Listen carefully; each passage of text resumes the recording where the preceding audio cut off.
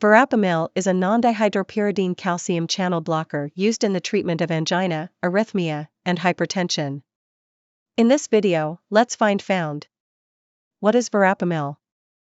What is verapamil used for? Contraindication. What are the side effects of taking verapamil? How does verapamil work?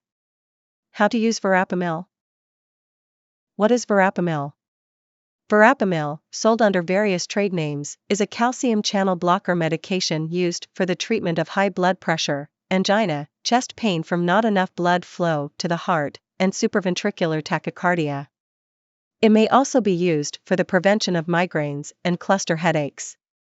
It is given by mouth or by injection into a vein. Verapamil was approved for medical use in the United States in 1981. It is on the World Health Organization's list of essential medicines. Verapamil is available as a generic medication. In 2020, it was the 151st most commonly prescribed medication in the United States, with more than 3 million prescriptions. What is verapamil used for? Verapamil is indicated in the treatment of vasospastic, i.e. Prince metals, angina, unstable angina, and chronic stable angina. It is also indicated to treat hypertension, for the prophylaxis of repetitive paroxysmal supraventricular tachycardia, and in combination with digoxin to control ventricular rate in patients with atrial fibrillation or atrial flutter. Given intravenously, it is indicated for the treatment of various supraventricular tachyarrhythmias, including rapid conversion to sinus rhythm in patients with supraventricular tachycardia and for temporary control of ventricular rate in patients with atrial fibrillation or atrial flutter. Verapamil is commonly used off-label for prophylaxis of cluster headaches. Contraindication. Use of verapamil is generally avoided in people with severe left ventricular dysfunction, hypotension, systolic blood pressure less than 90 mm of mercury, cardiogenic shock, and hypersensitivity to verapamil. It is also contraindicated in people with atrial flutter or fibrillation and an existing accessory tract, such as in Wolff-Parkinson-White syndrome. Side effects. Common side effects include constipation, feeling or being sick, nausea or vomiting, flushing of the face and neck, headaches, feeling dizzy or tired, swollen hands, ankles, or feet. Pharmacodynamic.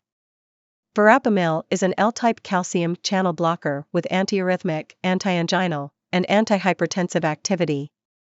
Immediate-release verapamil has a relatively short duration of action, requiring dosing 3 to 4 times daily, but extended-release formulations are available that allow for once-daily dosing. As verapamil is a negative inotropic medication, i.e., it decreases the strength of myocardial contraction, it should not be used in patients with severe left ventricular dysfunction or hypertrophic cardiomyopathy, as the decrease in contractility caused by verapamil may increase the risk of exacerbating these pre-existing conditions. Mechanism of action. Verapamil's mechanism of action in the treatment of angina and hypertension is likely due to the mechanism described above. Inhibition of calcium influx prevents the contraction of vascular smooth muscle, causing relaxation/dilation of blood vessels throughout the peripheral circulation. This lowers systemic vascular resistance, i.e. afterload, and thus blood pressure. This reduction in vascular resistance also reduces the force against which the heart must push, decreasing myocardial energy consumption and oxygen requirements, and thus alleviating angina. Half-life. Single-dose studies of immediate-release verapamil have demonstrated an elimination half-life of 2.8 to 7.4 hours, which increases to 4.5 to 12.0 hours following repetitive dosing. Dose. The dose of this medicine will be different for different patients. For chest pain. For oral dosage form, tablets. Adults, the usual dose is 80 to 120 mg, mg, 3 times a day. Your doctor may adjust your dose if needed.